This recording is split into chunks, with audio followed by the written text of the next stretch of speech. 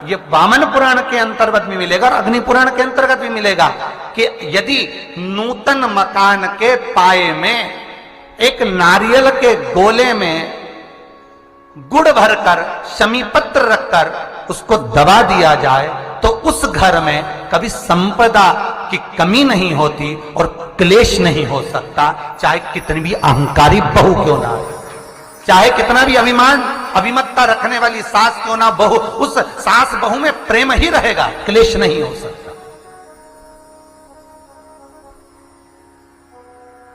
उसमें विवाद नहीं हो सकता। उस घर के अंदर जितने भाई रह रहे हो, जितने कुटुंबी रह रहे हो, परिवार रह रहा हो, उसमें क्लेश का कोई मतलब नहीं हो सकता।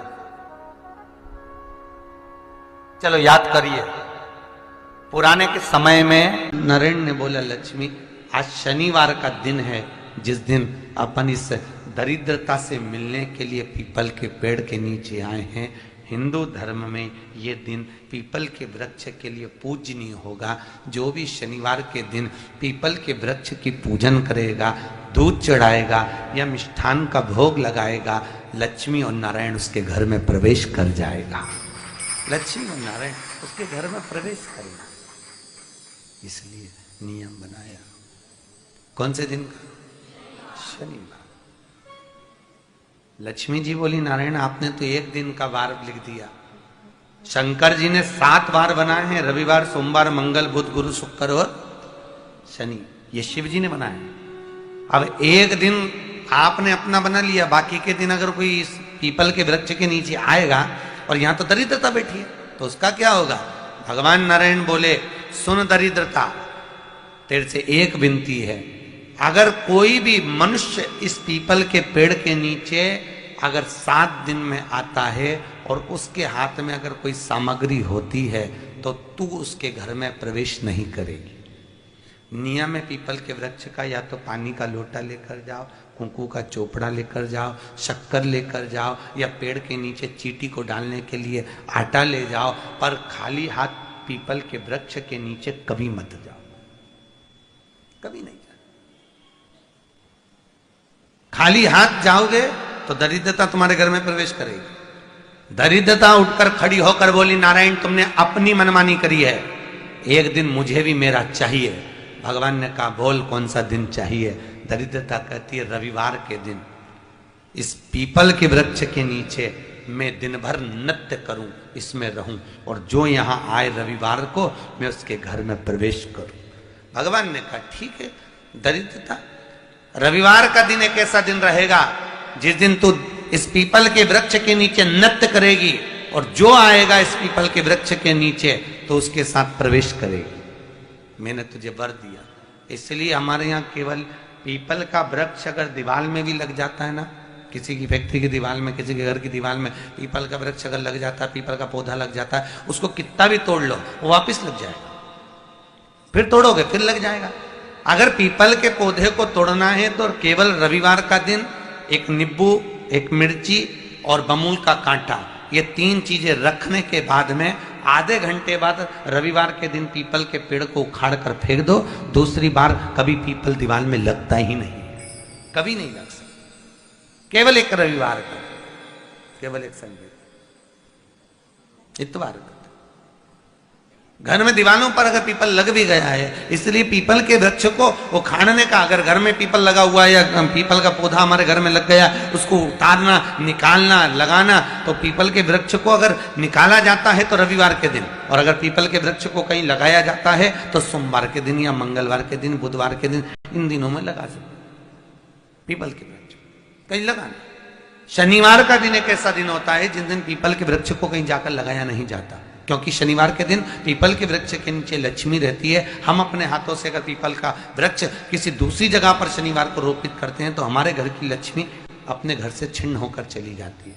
इसलिए शनिवार के दिन पीपल लगाया नहीं जाता, किसी के घर जाकर उसको वापस पलटा नहीं जाता। लग गया उसको डाल। प्रभु मेरी धर्म पत्नी को कहाँ रखूं आप बताओ? वो तो जहां यज्ञ होता है, अनुष्ठान होता है, दान होता है, पुण्य होता है, सत्कर्म होता है, वहां जाने को तैयार नहीं। अब करूं क्या? भगवान ने बोला, एक काम कर। दुर्वासा जी बोले, जिसके यहां रात्रि में बर्तन झूठे पड़े रहते हो उसके घर में इस दरिद्रता को लेकर तुम प्रवेश कर जाना। जिसके यहां रात्रि में बर्तन झूठे पड़े हो वहां लेकर प्रवेश कर जाओ। दूसरी जगह दुर्वासा जी बोले, जो स्त्री घर में दोपहर के समय पर सो रही हो उसके घर में इसको लेकर प्रवेश कर जाइए। जो स्त्री दोपहर के समय में घर पर सो रही हो इस दरिद्रता को लेकर प्रवेश कर जाइए। तीसरा, जिसके यहां पर दरवाजे पर कांटे वाले पौधे लगे हों उस घर में इस दरिद्रता को लेकर प्रवेश कर जाइए। दरिद्रता, कितनी सुंदर बात कही है। दाता और विधाता, कौन कौन? दाता और विधाता। लक्ष्मी और दरिद्रता के सगे भाई हैं। कौन कौन? दाता और विधाता। दाता को फिटकरी प्रिय है, विधाता को नमक प्रिय है। ये दोनों हमेशा लक्ष्मी को और दरिद्रता को दोनों को समझाते थे, दोनों में प्रेम बढ़ाते थे।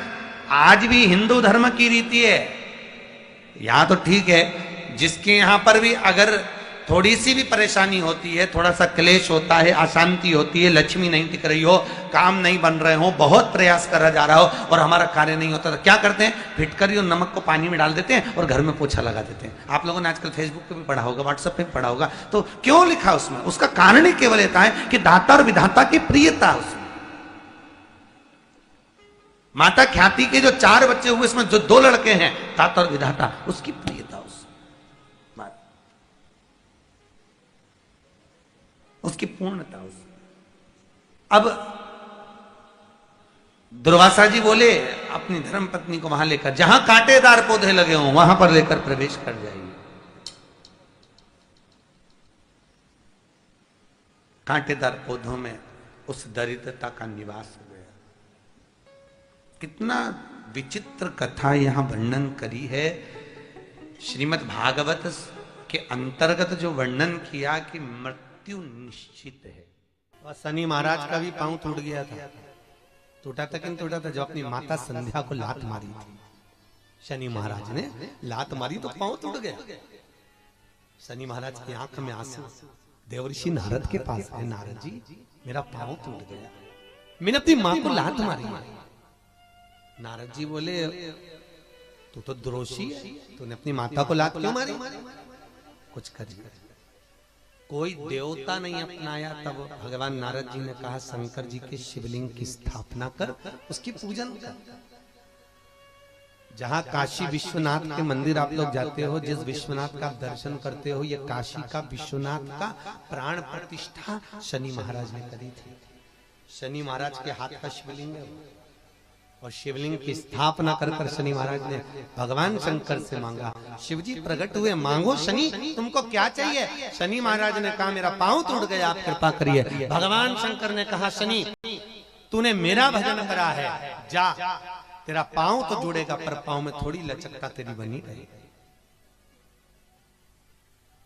दुनिया के लोगों को शनि लगता है और शनि को शंकर लगता है।